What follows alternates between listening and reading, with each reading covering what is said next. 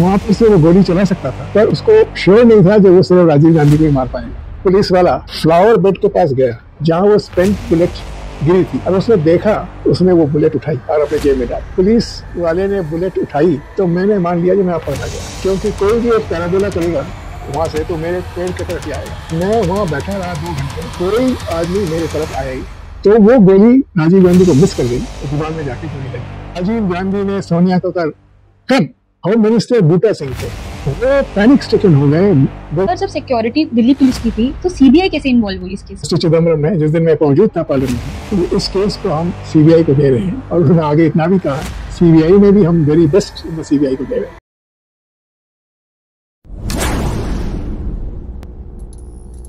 Good evening sir. Sir, आज हम बात करेंगे एक अबॉर्टिव असैसिनेशन अटेम्प्ट, या फिर ये कहें एक फेल्ड अटैक जो हमारे ex prime minister Rajiv Gandhi sir पे हुआ 1986 में। तो सर, मैं आपसे ये जानना चाहूंगी, क्या ये सिक्योरिटी फेलियर था या एक इंटेलिजेंस फेलियर, या फिर दोनों ही? पूछा सिक्योरिटी फेलियर ना इंटेलिजेंस फेलियर। इंटेलिजेंस तो थी, वर्कआउट नहीं हुआ। सिक्योरिटी फेलियर तो थी, बहुत बड़ा सिक्योरिटी फेलियर था। देखिए, इस केस में जो असैसिन था करमजीत सिंह, वो एजुकेटेड था, इंटेलिजेंट था, पटियाला डिस्ट्रिक्ट के गांव से था। उसने पढ़ाई की थी, मैथमेटिक्स में होशियार था, आईटीआई लुधियाना से उसने डिप्लोमा पास की थी। वो दिल्ली में नौकरी करता था, और 31 अक्टूबर 1984 में जब मिसेस गांधी की असैसिनेशन हुई और बवाल मचा और राइट्स हुए, एक कम्युनिटी पर लोग नाराज हो गए, कुछ लोग उस नाराजगी का फायदा उठाया और बहुत तहस नहस हुआ। तो ये लड़का जो दिल्ली में काम करता था, वो विक्टिम था इसका। जहां वो रहता था, वो कमरा वो शेयर करता था उसके कलीग के साथ, और एक मॉब आई उस कमरे में और जला दिया, कमरे को जला दिया। वो बाथरूम में छुप गया, बच गया, पर उसका जो कलीग था वो जल के मर गया। वो देखा उसने, सदमा बड़ा जबरदस्त था उसको। ऐसे वो टेररिस्ट तो था नहीं, पर वो सदमा वो सह नहीं सका, और उसने तय कर लिया जी ये राजीव गांधी जो प्राइम मिनिस्टर इंडिया के थे, उनके तरफ से ही ये हमला करवा। अगर राजीव गांधी चाहते थे तो ये नहीं, वो चाहते थे जो सिखों ने उनके माँ को मारा है तो सिखों को मारा जाए। उसके मन में बात बैठ गई, घर चला गया, काम नौकरी छोड़ के भाग गया, पर ये उसके मन में रहा, और उसने एक दिन तय कर लिया कि मुझे राजीव गांधी को मारना है। अब वो टेररिस्ट था नहीं, उसके जान पहचान के भी टेररिस्ट थे नहीं, तो उसने मन बना लिया था। और उसने 2-3 लोगों से बात की इसके बारे में। तो जब उसने बात की तभी किसी को खबर पर मिल गई, और उसी वक्त उस आदमी ने रॉ, जिसका वो सोर्स था, उनको बताया एक आदमी है जिसका नाम करमजीत सिंह है, वो दिल्ली में काम करता था, जहां काम करता था वो नाम भी बताया, और वो आजकल बहुत नाराज है और वो प्राइम मिनिस्टर को मारना चाहता है। ये खबर पहुंच गई थी। कब पहुंच गई थी? 1984 के कुछ महीनों के बाद, 31 अक्टूबर 1984 के कुछ चंद दिन बाद ही लोगों को खबर मिली। तो ये भी पता लगा था कि उसके पास कोई हथियार है नहीं, कोई असला है नहीं, और वो बड़बड़ाना है, पर कुछ कर नहीं पाएगा शायद। पर सोर्स को उसके से जान पहचान थी और उससे खबर मिल रहा था। और जब एक दिन उसको एक कट्टा मिला, सॉर्ड ऑफ शॉटगन जिसे कहते हैं, गंगानगर में 300 रुपए में उसने एक क्रिमिनल से खरीदा। तब भी सोर्स को पता लग गया जो उसने खरीदा है और वो मारना चाहता है। उसके बाद सोर्स को इतना भी पता लग गया जो ये काम वो 2 अक्टूबर 1986 में करेगा, और वो जानता है जो उस दिन राजीव गांधी राजघाट जाएंगे और राजघाट में वो एक चांस लेगा उनको मारने का। उसको इतना भी पता था कि वो वहाँ का जो बाग है, जो गार्डन है, वहाँ छुपेगा, वहाँ माली बन के रहेगा और कोशिश करेगा उसे कोई पकड़े नहीं और वो अपने काम में सक्सेसफुल हो। ये सब खबर उसने अपने आका जो RAW में थे उनको बता दिया था। और 27 सितंबर 1986 में ये खबर रॉ के जो चीफ थे उन्होंने इंटेलिजेंस ब्यूरो को लिख के भेज दी थी। अनइंफॉर्म इंफॉर्मेशन कहती है कि 2 अक्टूबर 1986 में एक आदमी माली के भेष में राजघाट में 2 अक्टूबर 1986 में गोली चलाएगा राजीव गांधी पर। तो इंटेलिजेंस तो कंप्लीट थी। उन्होंने इतना नहीं बताया था, उसका नाम नहीं बताया था, तो वो कहाँ काम करता है वो नहीं बताया था।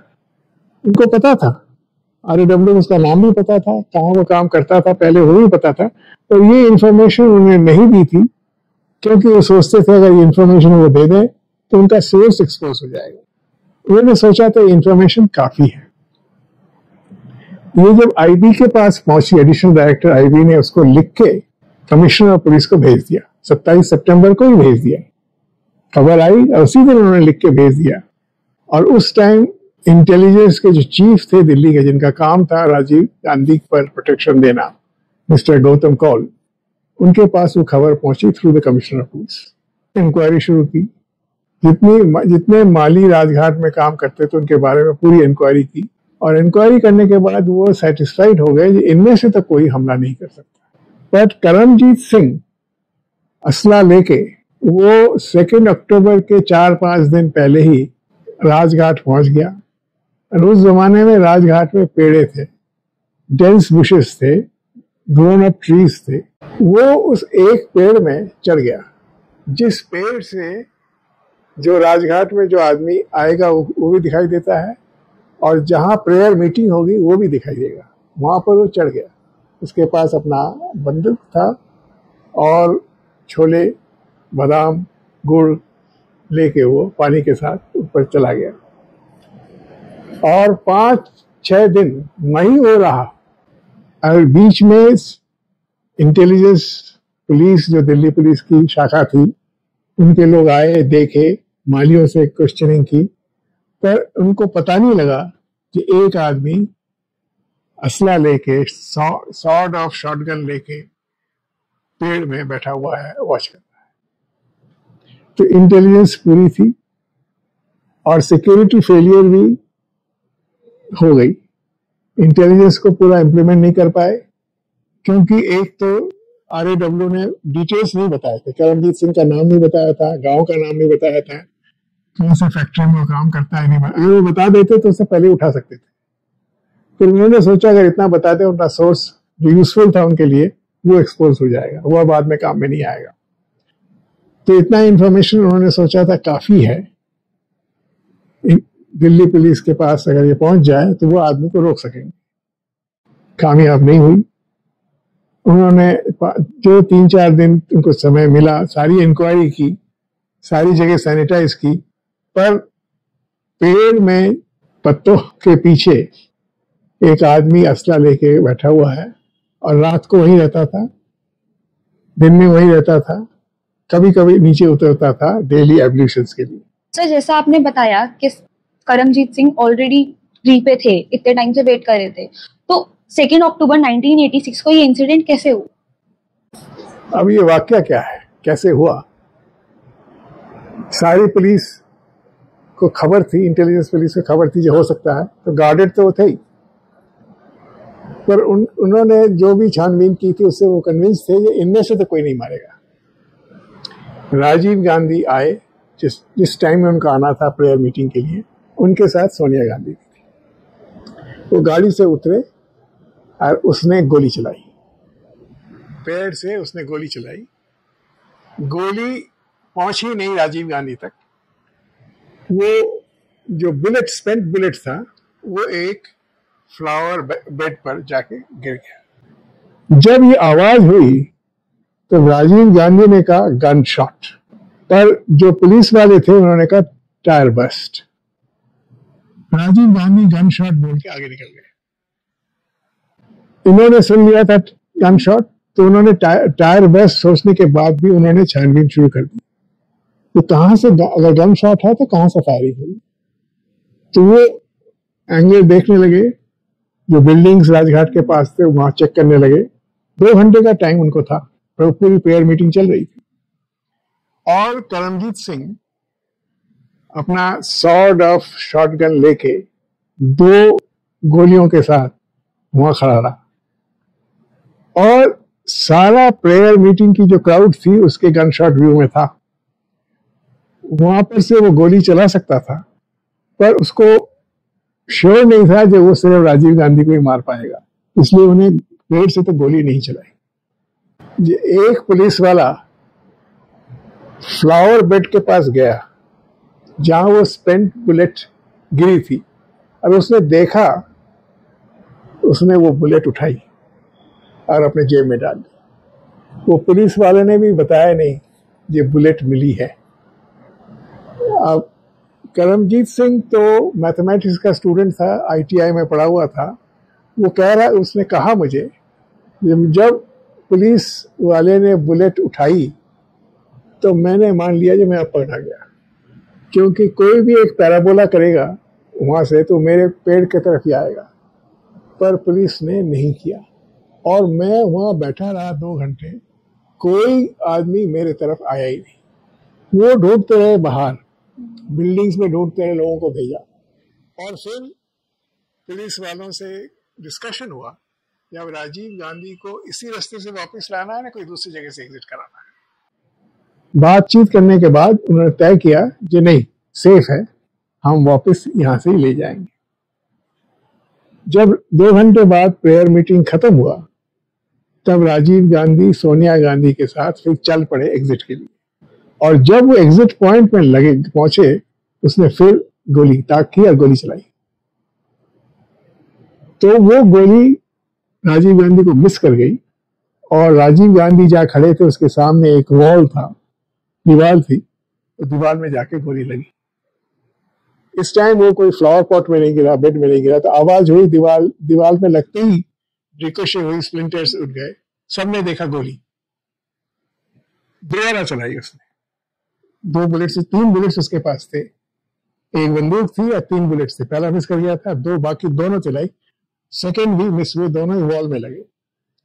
राजीव गांधी ने सोनिया को कम करके ड्रैग कर लिया गाड़ी में, और वो खड़ा हो गया पेड़ पर, हाथ ऊपर करके, क्योंकि अब तो बचना नहीं था उसको। होम मिनिस्टर बूटा सिंह थे, वो पैनिक स्ट्रिकन हो गए, बिल्कुल पागल से हो गए। वो कहने लगे, शूट हिम, मारो, शूट हिम।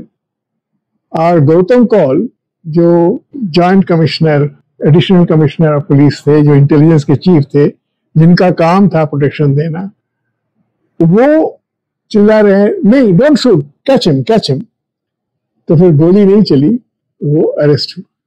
नहीं तो बूटा सिंह तो इतने पैनिक हो गए थे, जो वो चाहते थे उसे उसी वक्त मार दिया जाए। अकेली वो किसी ने गोली चलाई नहीं, और वो हाथ खड़ा होके खड़ा हो गया, उसके पास बुलेट तो थी नहीं, और वो पकड़ा गया। सर, जब सिक्योरिटी दिल्ली पुलिस की थी तो सीबीआई कैसे इन्वॉल्व हुई इस केस में? सीबीआई तो तफ्तीश में आई ना। मैं डीआईजी पंजाब से था, और जिस दिन ये हादसा हुआ उस दिन मैं इंडिया में नहीं था, मैं इंग्लैंड में था। मैं एक एक्सट्रेडिशन टॉक करने के लिए, नेगोशिएशन में थी, विद इंग्लिश पुलिस के साथ गया हुआ था इंग्लैंड, और हमारे डायरेक्टर भी इंडिया में नहीं थे। Commissioner of police mister Wadhwa, वो भी इंडिया में नहीं थे।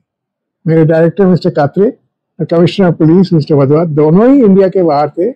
वो दोनों गए हुए थे वियना इंटरपोल कॉन्फ्रेंस। तो केस तो इमीडिएटली रजिस्टर हो गया विद दिल्ली पुलिस, और दिल्ली पुलिस की सीआईडी ने, क्राइम ब्रांच ने तफ्तीश शुरू कर दी।